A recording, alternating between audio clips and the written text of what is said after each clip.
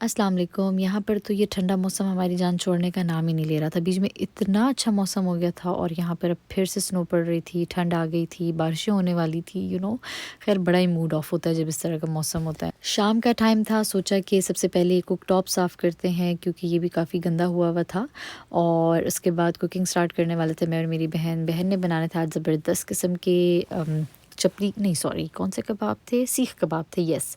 और मैंने शैंक्स को रात को मसाला लगाया हुआ था, उनको मैं अभी ओवन में बेक करने वाली थी, ठीक है।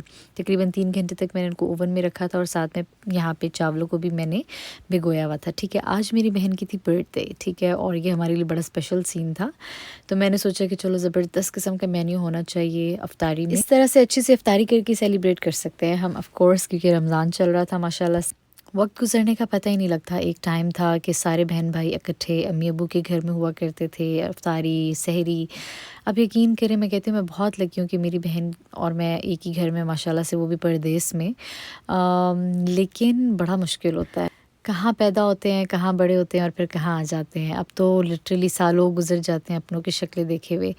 इस दफ़ा तो मैं लकी रही थी कि माशाल्लाह 2 दफ़ा जाना हुआ मेरा पाकिस्तान में। वैसे तो आपको पता है इस इंतज़ार में इंसान अपनी ज़िंदगी गुज़ार रहा होता है कि बस जाएँगे तो मिलेंगे, तो ये होगा तो वो होगा। ख़ैर परदेस गुज़ारना इतना आसान नहीं। ज़रूरी नहीं है कि हर हँसी में खुशी पोशीदा हो, लेकिन कभी-कभी इसलिए भी ऊँचे कहके लगाने पड़ते हैं कि कभी किसी को अंदर के गम का शोर सुनाई ना दे। और जब इस तरह के मौके होते हैं ना, बर्थडे, ईद, त्योहार या कुछ भी, तो फिर अपने बहुत याद आते हैं। अक्सर लोग कहते हैं कि बाहर रहने वालों को क्या मसला होता होगा, तो भई बाहर रहने वालों को जो मसले होते हैं ना, वो सिर्फ़ बाहर रहने वाले समझ सकते हैं, आप लोग नहीं समझ सकते जो पाकिस्तान में रहते हैं।